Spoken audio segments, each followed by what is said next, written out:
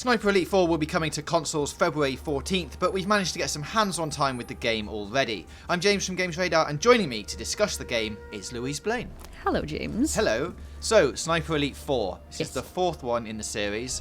First things first, if I haven't played the other games, is that important? Do you want the short answer? Yes. No. You do not need to play any other Sniper Elite games. Basically, it is still World War II for the grizzled Carl Fairburn, who has been travelling around World War II killing a lot of Nazis. He's been killing a lot of people. But by the time you get to Sniper Elite 4, he's in war-torn Italy. So Mussolini is sort of inviting in the Nazis who are now his honoured guests, and Carl's there to sort of sort out some justice and fix things. So how does this differ from the previous games, or Sniper Elite 3 in particular? So we'd got to the point where Sniper Elite 3 really opened up the environments, because previously Sniper Elite 2 V2 was a lot of fun, but it was very restricted and you were going through very linear environments, kill this guy to get here. Sniper Elite 3 went to Africa and it opened up things quite a bit, so the levels were more open. Sniper Elite 4 has sort of made massive open world levels. It's all about choice. You've got certain things that you need to do in each environment, but you've also got side objectives. The environments are huge. What I played was San Celini Island, which was a full island which had 4 different Nazi targets in it, and then the last person was the general. That I had to take down in any way I saw fit. So you don't need to do it in a specific way. You can really get in there and you can get up close and personal, because they've now got takedowns that you can do really close. Or, you can scope the whole place out a little bit, Far Cry 3, like, you just look through your binoculars, you tag everyone, and then you can pick everyone off. So it's a lot of fun, and it's a lot of choice, and I played it pretty much like Assassin's Creed with a really good gun, because now you can hide. Previously you couldn't, your environmental sort of traversal wasn't as good, but now you can hide in long grass, you can hide in bushes, you can clamber over fences, you can climb up on top of things to get to places. So it's a lot more, you can explore it in levels, and I just sneaked about in the undergrowth quite a lot. So in terms of similarity, are we talking like Hitman, sort of as a big open world, here's your objective, do what you want? I guess so, a lot more. I don't think they've not sort of cited that as any kind of influence, because it's very much still a sniping game. They've added in, you can pick up suppressed ammo, which is a new thing that they've never had before. So previously, which you still have, you can be in an environment and maybe like a mortar's going off, and it shows like this little echo thing at the top of the screen, which is if you had normal sniper ammo, you could shoot someone at the same time that was going off and no one would be any wiser.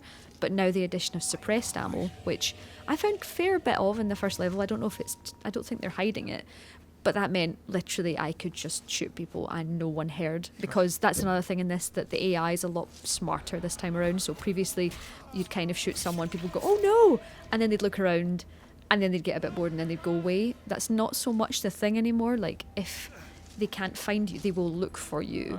And there's an interesting thing that comes up on the map. So you get like this red triangle that pretty much is like, alert, they're coming to get you. And you'd need to then get that down into a yellow, and then eventually make sure that everyone forgets. So everyone does forget again, but they're on guard kind of a lot more. The AI is much smarter than it was.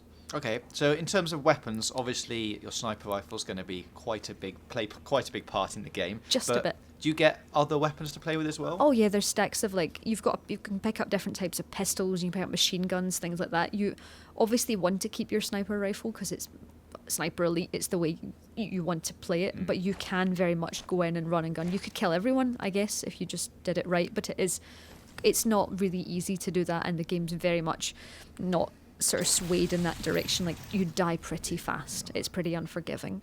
But you've got things like traps, so you can like bury different types of traps, and you've got you've got alternate uses of things. So even you've got your rock and your whistle that you can turn into each other to distract people, that kind of thing. But there's lots of different ways. They've really gone to town on the different kinds of mines that you can lay. And it's also interesting because the world's persistent. So if you put down a trap and just left it, and then maybe you were on the other side of the island, if someone activated that, you would then get the kill cam for that. So you'd actually be like, hey, someone just marched over my trip mine. Yeah. Okay, so what's it actually like to play? Like you said, you played it like Assassin's Creed. How long do the levels take to finish? Well, I wasn't rushing, and I played the first level in just over an hour. So, and there's a lot of other stuff to do as well. Like, there was different objectives where you had to like destroy cameras that were being guarded and do various other things. So you could find other missions to do sort of scattered across. And it's like, oh, I've just come across an optional objective.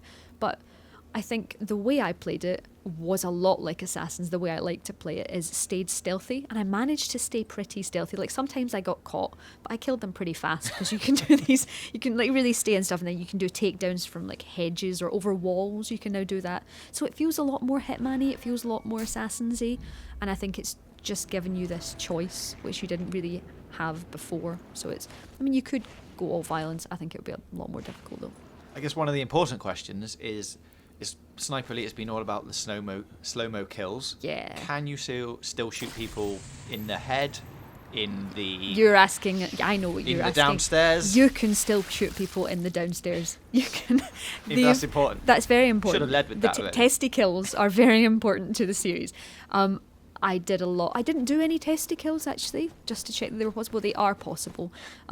You can shoot if you haven't played it before, and you can probably now see some lovely X-ray destruction of people's teeth, brains, and heads. They show the inside of the body. So, and apparently they've improved that so it reacts even more realistically from it did before. So muscles will bend in a certain way, and you'll always see it. So if you get a really it's quite sad. It's that sort of gory, satisfying thing where you know if you pull the trigger and suddenly it drops into slow motion and you follow the bullet all the way through, whether it goes through teeth or liver or heart, and you'll get points depending on where you got it. So at one point I got an eye shot, which was, great.